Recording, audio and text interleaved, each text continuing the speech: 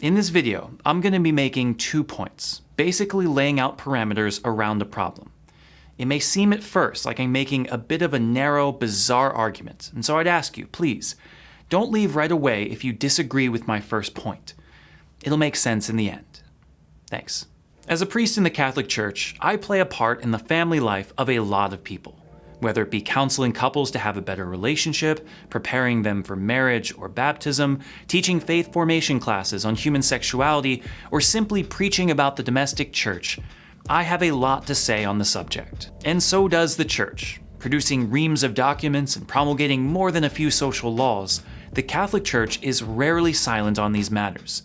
If it has to do with family or sexuality, you can be sure that the church has written something about it. Which, for some people, is a bit maddening. Who do these men think they are?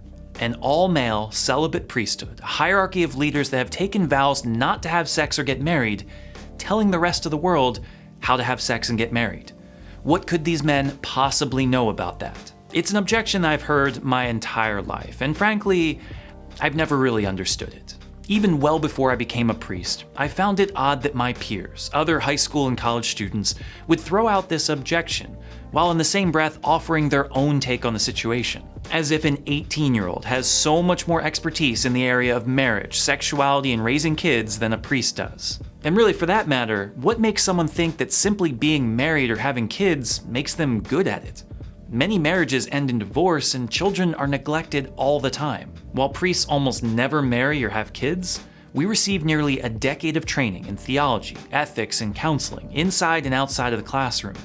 For those who have been priests for, say, 20 years, they've met thousands of families, heard tens of thousands of confessions, worked with children, helped couples through tough patches. As strange as it may sound at first, many priests often have far greater expertise in human sexuality, psychology, child development, and just general communication skills than the average person does.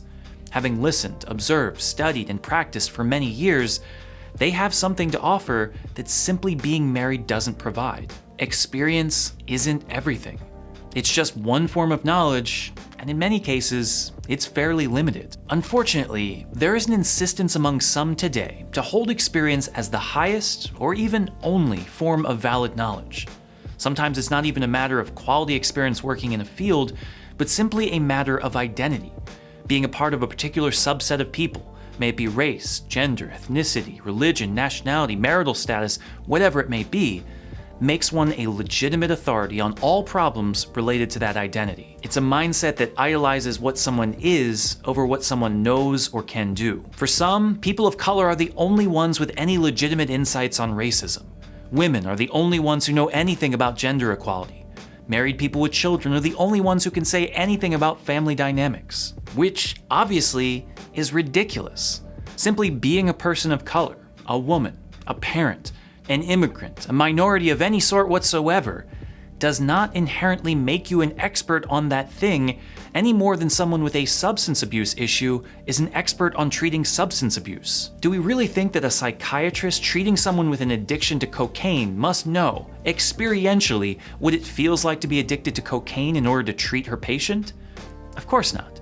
Having studied on a graduate level, trained with professionals, and treated dozens of patients, the doctor would undoubtedly have more expertise in the field of addiction than an addict, despite having no personal experience in the field herself. Simply having an inherent identity doesn't make someone an expert on something, just as simply being a white male doesn't exclude you from an insightful grasp of big situations. Experience isn't everything. And yet, just as foolish as it is to elevate experience above all other forms of knowledge, so too is it foolish to ignore experience as a valid source of truth.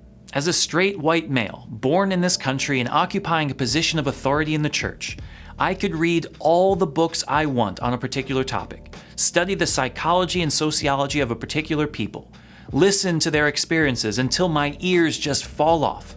And I would know a lot of stuff, definitely worthy of lending my voice to tough questions. But no matter how much I learn from others, it will never be enough to know it all. There's just no way.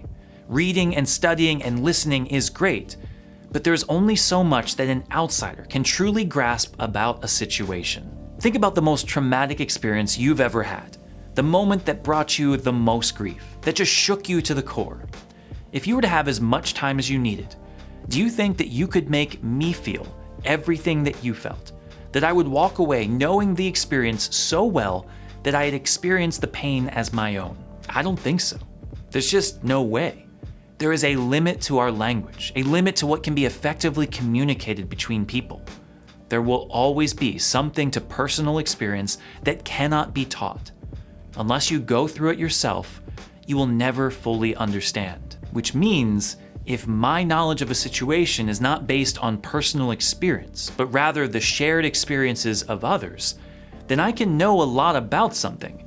I can even have a wider scope of a situation than the person themselves. But there will always be something missing from my knowledge. Experience isn't everything, but experience provides a form of knowledge that cannot be gained from any other method of investigation.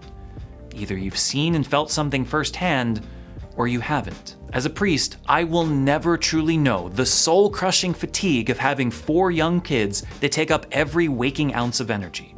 As a white person, I will never truly know the fear of being pulled over by a cop and wondering if I'm going to be treated fairly. As a man, I will never truly know the powerlessness of being sexually harassed by a superior and having to choose between my career and my safety. I can conceptualize these things, sure. I can be told about them, and I might even remember them in discussions on the topic.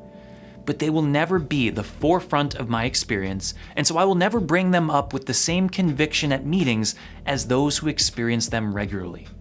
In reality, I might even forget about them when coming up with legislation, overlooking how certain policies might even exacerbate the problem. My lack of personal experience in the area doesn't negate my ability to lead, with others in a general sense, to feel sympathy for those around me, but it does leave me with a potential blind spot. And if everyone making decisions is like me, with the same blind spots, then the real needs of people are going to be left out.